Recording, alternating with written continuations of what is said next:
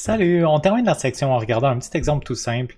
Donc on a un atome d'hydrogène, c'est pas une super grosse surprise. Ça dit qu'au début on a un électron qui est sur le niveau fondamental, on aimerait le faire passer au troisième niveau, à l'état numéro 3, en envoyant un laser, puis il va falloir calculer premièrement l'énergie des photons, et ensuite la longueur d'onde du laser, donc la couleur du laser qui va permettre aux électrons de passer du niveau 1 au niveau 3.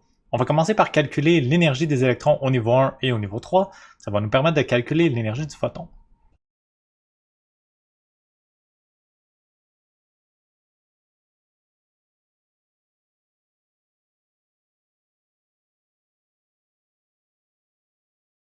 Alors, ces deux énergies-là représentent l'énergie de l'électron quand il est au niveau 1 et au niveau 3.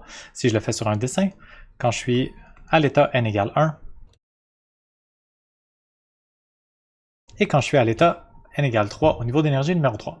Moi, je veux passer de l'état 1 à l'état 3. Donc, je vais devoir gagner d'énergie, augmenter mon énergie. C'est le photon de la lumière qui va venir donner cette énergie-là à mon électron.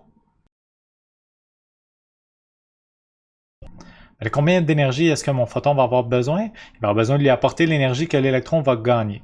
L'électron, il gagne une énergie qui est égale à son énergie finale moins son énergie initiale.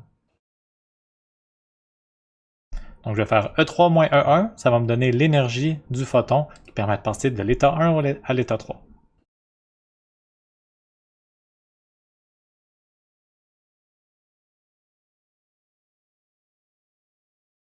Alors, j'ai calculé l'énergie de mon photon. J'ai cette énergie-là en électronvolts, je vais la convertir en joules, puis ensuite je vais calculer la longueur d'onde de ce photon.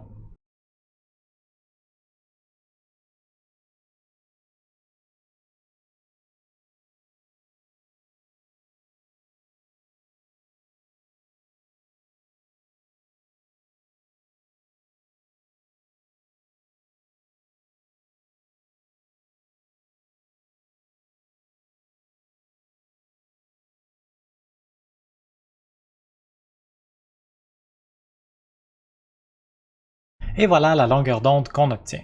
J'ai converti la longueur d'onde directement en nanomètres parce que c'est l'ordre de grandeur qu'on reconnaît le mieux comme longueur d'onde.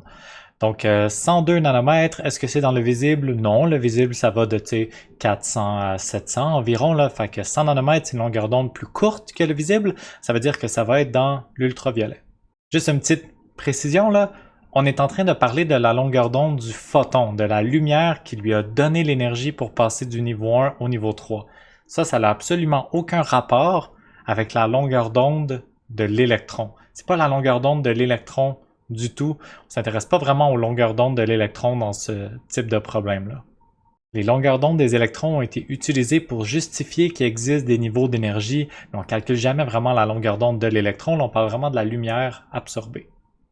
Il nous reste une petite dernière étape. La dernière étape, elle est plus simple qu'elle peut en avoir l'air. On demande c'est quoi le rayon de l'orbite lorsque l'électron a atteint le niveau 3. On s'en fout que l'électron au début était au niveau 1. Ce qu'on veut savoir, c'est quand on a un électron sur le niveau d'énergie n égale 3, c'est quoi le rayon de son orbite? Ben, j'ai une formule qui me donne le rayon de l'orbite quand je suis au niveau numéro n. Je vais tout simplement l'appliquer avec n égale 3.